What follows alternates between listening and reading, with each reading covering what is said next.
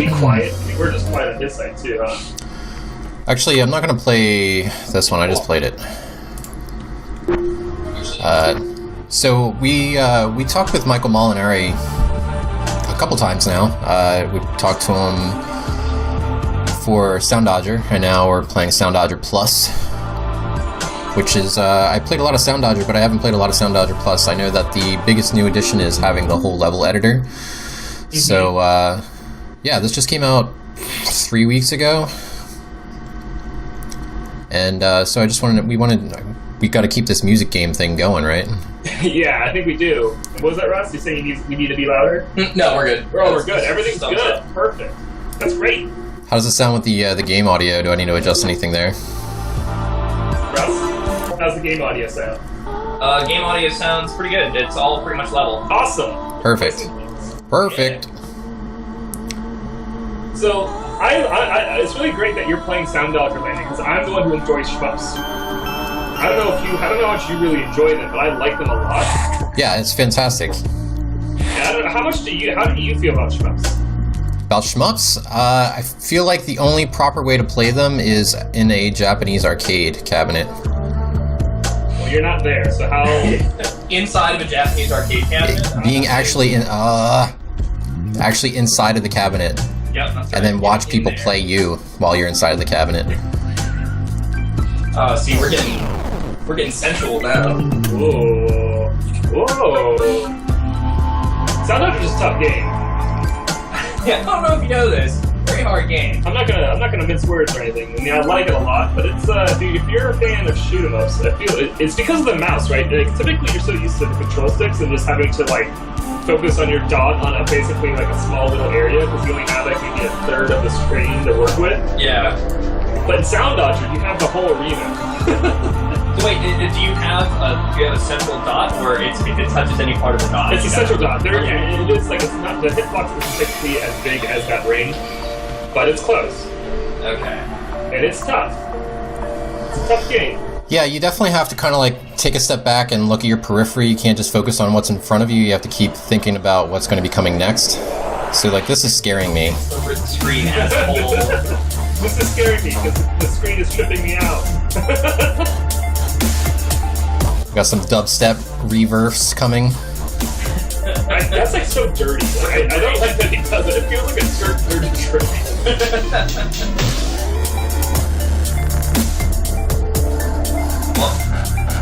Oh, it's that dubstep, it's that remix, man. It messes you up.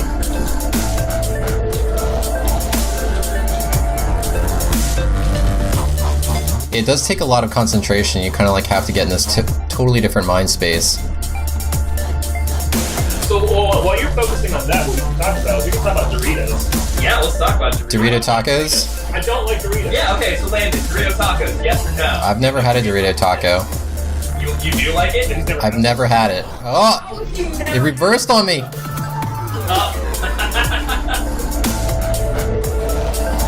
I don't like Doritos. I'm gonna go ahead and say it. I feel bad. Ugh. I don't feel bad at all. Because Doritos are, I mean, they're awful for you, but they're wonderful. they're not that great. Oh, they're so good. No, they're not. Oh my god. Hey John, you know what's amazing? Salt. Salt is pretty amazing. Yeah, but like the salt on Doritos is 90%. so tainted. Has been so So tainted by whatever Dorito flavor. dust. Yeah, dude, I don't like Dorito dust. Flavor dust. So, I don't know how far any of you guys have gotten in Soundodger Plus. I pretty much played mostly Soundodger, and then we just got the key a couple weeks ago, so I've only played a few levels. I've unlocked, I think I have about twice as many Soundodger. I like mini murder bots. That's a nice use of alliteration. I want to show like how hard, because the one I was just playing where I was dying, that was a 1 star. So let's go to a 3-star one. Like, how bad does it get? Yeah, absolutely.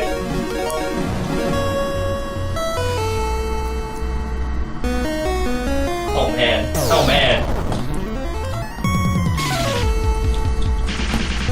Alright. We are playing What? This is by Michael Molinari, Mr. Bean Studio, or Bean Studios, but he goes by... Mr. Bean Studios. Seriously, yes, it's a long-standing joke. And it was published by Adult Swim Games. And it is awesome. It's hard. Could you throw a link to the game in chat? Yeah, I'm doing all sorts of linking. You just hold your pretty horses. You just focus on not dying. You do that. Well, you can't die. You can just not get good points. Oh, is that? Not get good points? Not get good points. But I do like the concept of a shoot 'em up where you can't shoot. Yeah, absolutely. Well, it reminds me of like Geometry Wars, like Pacifism Mode or Pacifist Mode. I really like that one a lot. Dodge everything. Yeah, that's a really great one. I played that one. I think Nate and I were going back and forth for like scores in that one for a while. Soundodger. Oh, the soundtrack's free right now too. Actually, for those, I think it's limited time too. So if you buy the game, you can get the soundtrack for free. Oh man. There's 25 tracks, I believe. I'd buy that for $1. something. Alright, putting a link into chat. That's where you can go get Soundodger. Landon, why aren't both the rings? Why isn't the filling ring that's close to that outer ring? I guess I got hit a couple times. Maybe you should Landon, do that's a hype better. Maybe you should be doing a little bit better. It is the hardest one I've played so far. Although, no, that's not true. When I went to Indiecade, Michael was there showing off the game because he was a nominee there. And I sat down, I was just like, give me the hardest one. He's like, okay, I cannot get a perfect in this one. Go ahead and give it a shot. I think I got like a 30%.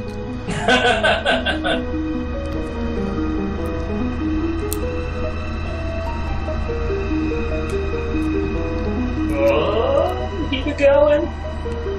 You guys will keep an eye on the time for me. Is when I need to switch over. Mm-hmm. Oh, don't you worry.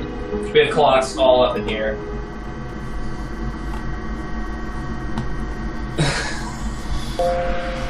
There's some silliness happening on the Indie MEGABOOTH stream right now. What is? I don't. What? God, what the? I don't know. I have to go look at the schedule to see who that is, actually. Because we'll be on there in 2 hours. Or an hour. In 1 hour, we will be 1 hour. 1 hour. What's our time? How long are we on the stream? 1 hour. We're on the stream hour? for an hour, yeah. Okay. And actually, I gotta keep working on my trivia questions. Oh, man. Alright, so I will taunt Landon as you work on your trivia questions. Sure, I already have a bunch. I'll go ahead and give you a spoiler, Landon, so you can start getting in the proper mindset for it. Okay. It's going to be trivia based on the Olympic Games. Oh, perfect. I have watched an Olympic. I've watched one Olympic. A singular Olympic. There is this thing, so we're playing Sports Friends for the mainstream, and that's a game about fake Olympic sports. Yeah. It's a game about fake Olympic sports. Sports. And we're going to be asking questions about real sports. Actually, I'll give you even a few more hints. They're about unusual Olympic sports. Unusual sports. Like shuffleboard? Play those sports. I guess that's never an Olympic sport. How about curling? I will not spoil any. I will not give you any more hints, Landon. Okay. I don't want to give you too much of an advantage over your peers. Just keep dodging those bugles. They look a lot like bugles. I think it's the color. Speaking of bugles, another gross food. What? Are you insane? No, they're not. They're not good. Bugles are awesome. You can put them on your fingers. You're a cat. Yeah, you can like scratch people with bugles. No one does that. Everybody does that. They do look a little bit like bugles. They look a lot, yeah. Oh, we got another donation. I bet those blue You're so close to hitting our goal, guys. Do we want to send some shout-outs to those donations? Are they anonymous? Can we say their name? No. Randall Harris donated. This is the second time donation too, Randy. What are you doing, Randy? You're too nice. Randy donated $2. All this charity. And that's awesome. And like again, actually, I've never really done a lot of these fundraising things before, but I think this one in particular is really awesome because of since that all of the proceeds go directly to the hospitals or to this, like the foundation in question. Yeah. And it's all to help basically for children care and to help kids have games and have stuff to do while they're in the hospital. And that's really awesome. And I'm really happy that, like, one, that we are able to participate in this, and two, we're also part of a much larger group that's trying to raise a lot of money, like to the tune of 10 grand. So, John, how close are we, and then how close is the Indie Megabooth? So we are at 422 out of 500. You're so close. Oh, man. We are already really close. And I think this second time again. Oh, no! I wonder if it's just, like, so popular that that's what keeps happening. And then the Indie MEGABOOTH, they're trying to raise a total of 10 grand, and they're up to 4,272. So everyone's doing really good. I have to just say, though, since, right, so we're part of the Indie MEGABOOTH, and there's about, I think, like 18 teams that are contributing towards this $10,000 goal. Giant Bomb, for example, their goal is $17,000. Whoa.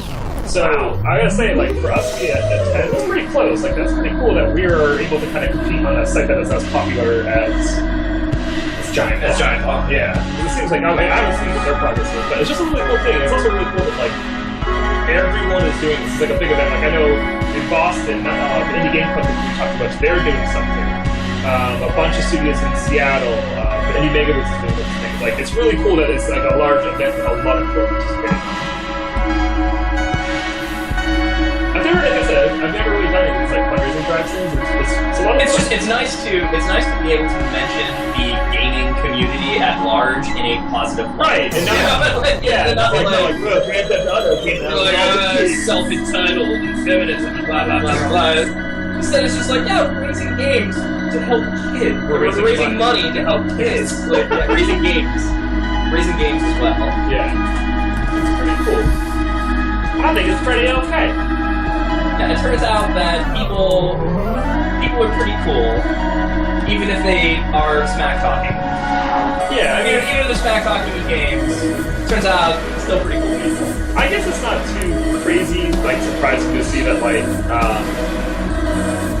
that we can be vocalized so people say, I don't want to win an Xbox One. Go away, Ad. What's happening? Go away, Ad. You know, for a wild minute, I thought that was like Eric Carr had just like broken in. Yeah, where are the cars? What's going on here? Eric Carr is just like, I'm gonna show some products on this stream. But I mean, I think it's amazing with things like Kickstarter to like help raise money for causes and stuff like that. I feel like especially because like video games, like this whole industry has become very, I guess, mobilizable. Yeah. Mobilized. Yeah, I think mobilized word was good for it. Yeah. I mean, it's the definition of new media. You know, like there are no rules yet. Like we're still kind of like in that wonderful state where there aren't really all that many rules. It's really you cool just get to make stuff up. Like watching me play Soundodger remind me of like 140. As far as just like losing myself, looking at it, just like I want to keep watching this screen. Getting hypnotized by it. Austin Wintory, he did the music for Monaco. And also Journey. Yes. Journey was pretty good. I don't know if you guys played Journey. Yeah, I'm not sure if you've ever heard of this small game. Got a little bit of critical praise or something. I don't know. So everyone watching the stream, if you could, please like retweet or on Facebook, get people to come join us because we want to build up our numbers before we head over to the MEGABOOTH stream, and so that we can have a nice big crowd. On the MEGABOOTH stream, there's like about 142 people watching there, and when we switch there, we'll ask you guys to kind of hop over there into that chat. So we'll be doing some giveaways and stuff like that.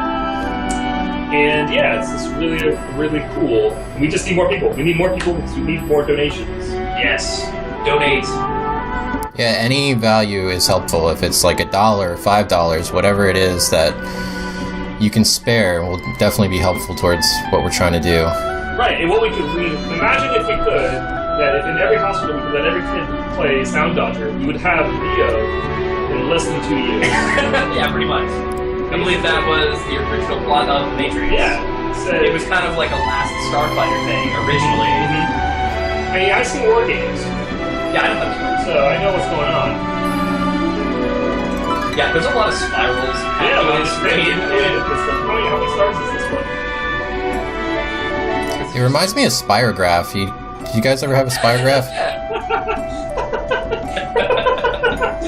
I can just think of those dumb commercials of like the perms and stuff, pencils and all that. Yeah, as the eyes can see. Yeah, just terrific stuff like that. Oh man, I would describe this color palette as chocolatey.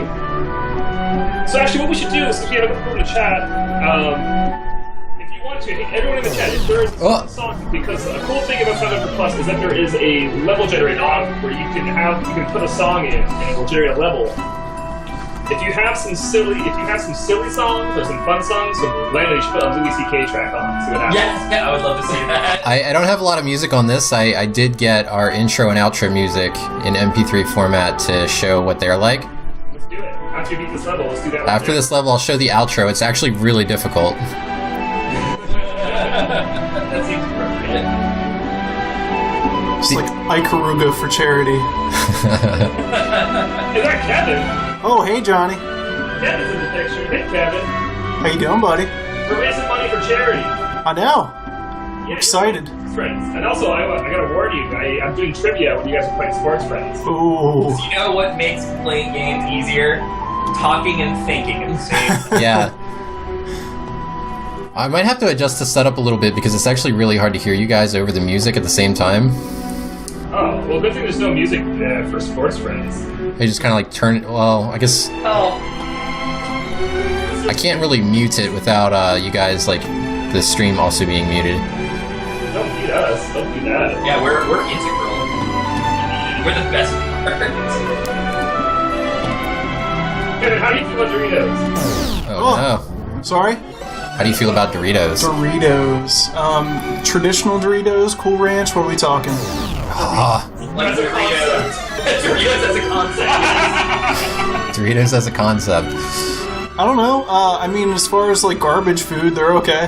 Oh, Okay, gross. thank you. Good. Gross. That is the appropriate response. They are not even okay as garbage food for me anymore. I don't think, like, when I think, like, oh, I want to fill my body full of trash, I don't think of even Doritos Could be anymore. such a snack food elitist. I mean, I haven't had them in a long time, so I don't know. Maybe I just have fond memories of eating garbage. So the reason we got here is because we got Taco Bell because we make good decisions. No, you're saying we. I got You Taco bought Bell Taco Bell. for all of us. I make good decisions. I ate it. And included in the Taco Bell was Doritos tacos. How do you feel about Dorito tacos?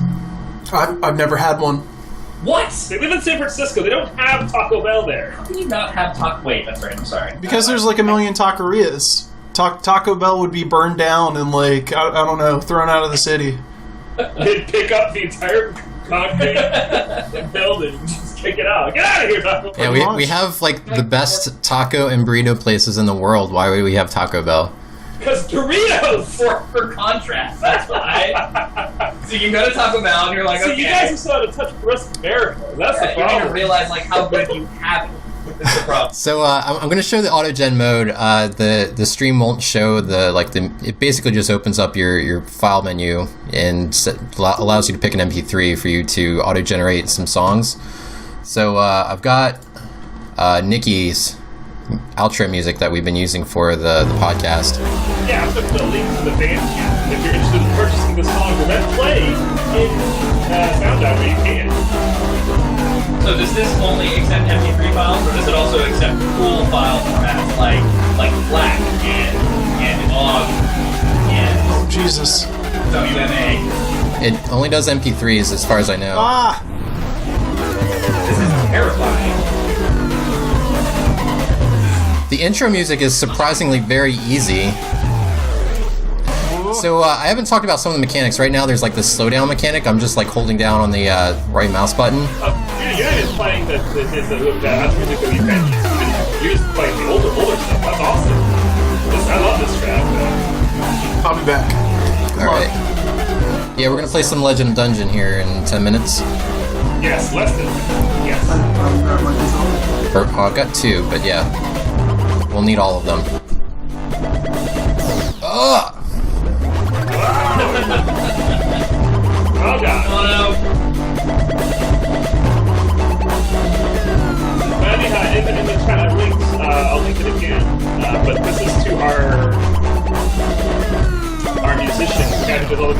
BigSushi. This is his Bandcamp. He has 3 tracks up right now. They are all great Soundodger. I've tried them all out. They're a lot of fun. The one that Landon's playing, unfortunately, doesn't have them on here, but I've played the 3 that he does have. And they're all really good. Oh! Keep going, keep going.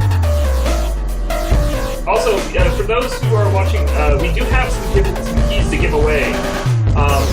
And so I think we'll be doing most of them during the hour with on the MEGABOOTH stream. But we do have, I think, about 15 keys to give out. 10 for a game called Freya, and another 5 for Legend of Death, which Landon will be playing next. So just to highlight some of the people that we talked about. Yeah, I don't want all of that.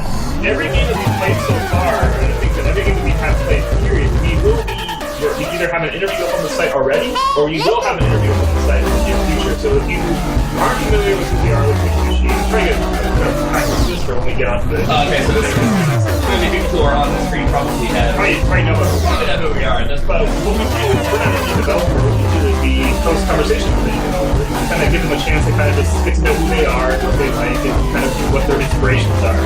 We kind of get more into like the why and how we do things. And we've had like Michael has a Soundodger. We had him on the show twice.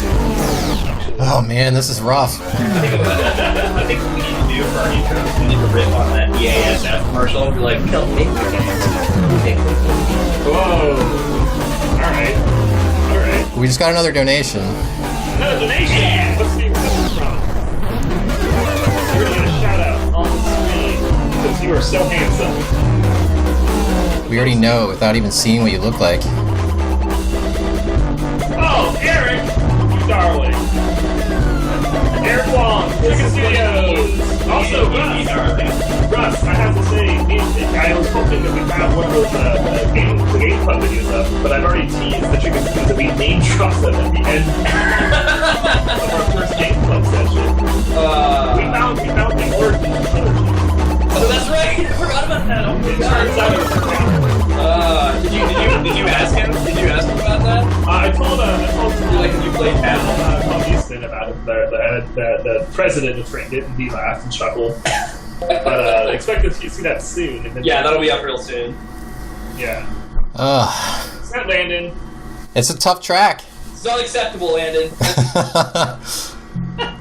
I wish I might have some other music, just like the built-in stuff that's on. No. Do the intro. So show the outro. The intro is not very good, but I can show it.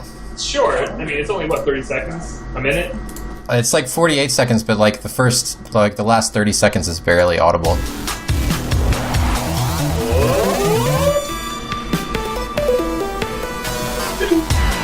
So in addition to the auto gen, like you can actually go in here and manipulate and create your own levels, like hand-generated levels, which is what Michael used to create all the levels in Soundodger Plus. Yeah. It's really awesome. I opened up to deal with it. There's a whole series of videos in which of how you learn to actually interact with the interface, because it's not. I mean, there's a lot to look at. There's a lot to figure out because you can control everything.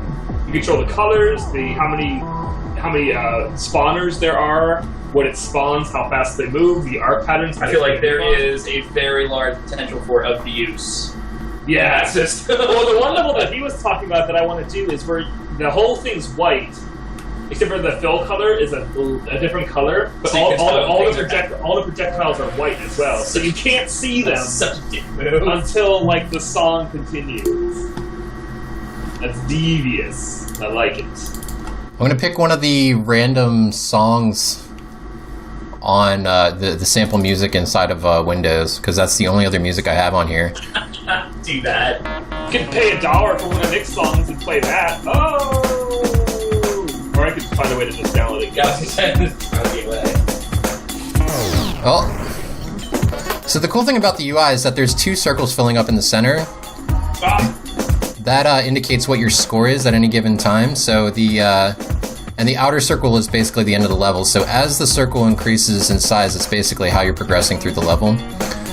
And the ring is how many potential points you have, and the solid circle is how many points you've achieved. So by the time that it fills all the way up at the end of the level, you get a percentage based off of how well you did. And the way that these points occur is each time one of these bugles or circles or anything hits the side of the outer circle, that is what accumulates your points. If you get hit, then that moment where I just got hit and everything just kind of like got screwed up for a second, all of the items that were coming after me, all the bullets that hit the wall did not accumulate anything towards my score. So don't get hit. You can slow it down, but if you're in slow-mo, you don't get points for when they hit either. So you want to use it very sparingly. And also, if you slow over too much, it doesn't stop the speed in which the darts come out. Yeah. So you could actually like fill up the whole level if you just jam on that. It's only half speed, where the bullets are still coming up at half speed, but it does get filled up a lot faster. Look at all that. Look at that. Oh no, all the bullets. Oh! And it's hard to see on this song because when you play the harder songs, it fills up quick. But it's pretty cool that it's able to generate this off of just like random music so quickly, and it feels like it fits pretty well.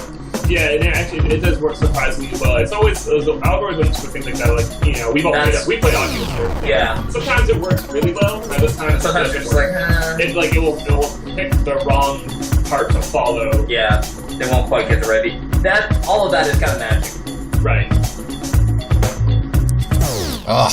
There are so many indie developers that are working on doing musical algorithms or algorithms that like figure out music, and none of them I feel like have like totally aced it. Really, yeah. Yeah, like I mean, no one has created the algorithm for music yet. I mean, there are people who've done a really, really, really incredible job, but as far as like getting it to always pick the right beat. Yeah. I mean, when Michael first started this, when he did the original Soundodger, the web version, he did it all in a text document. And he timed it by milliseconds. Like, he wrote out which millisecond things fired off. What? And he just listened to the music over and over and over again. It's really insane. Oh my god. I mean, I guess it is no trivial matter to figure that out. Because basically what you're doing at that point is you're like, alright, how do I turn music directly into math? Well, the one nice thing about when you do it like that, when you can craft the level like that, is you can select what beat is the lead, or what part of the music. Are you following the melody? Are you following the bass line? Are you following, which part of the song is most important at that specific moment? Yeah. Which allows for a lot more playful interaction with the thing, because you can have it, okay, now you're following the drum line, now you're going to switch over to the high end. Switch over to the high end. Right, yeah, and it's really cool to allow that to happen, right? Yeah. Whereas with most algorithms, it's tough to have it do all those things smoothly and then have it sound like very tight. Yeah.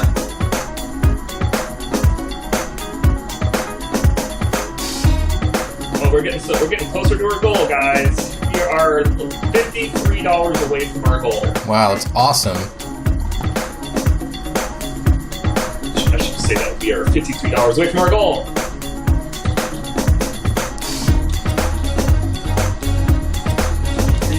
Oh no. I think after this song, we're going to switch over to Legend of Dungeon. Yeah. So who do we have in the pit for Legend of Dungeon? I think those guys are playing. The Bros in the West Coast. The West Coast studio. Oh, man. The West Coast studio. Ugh. I'll agree with West. The West Coast studio is my bedroom. Good. I am unexpectedly impressed with this default of this song.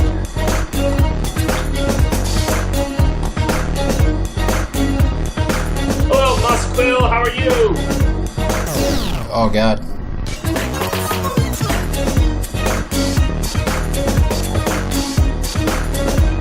It's a pretty long track. So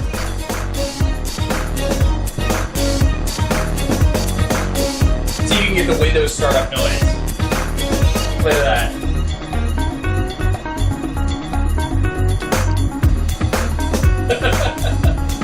Person in the background says, hey! I think.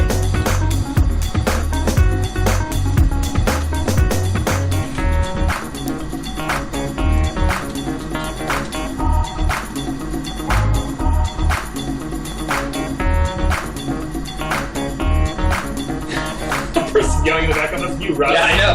Why are you yelling in the background?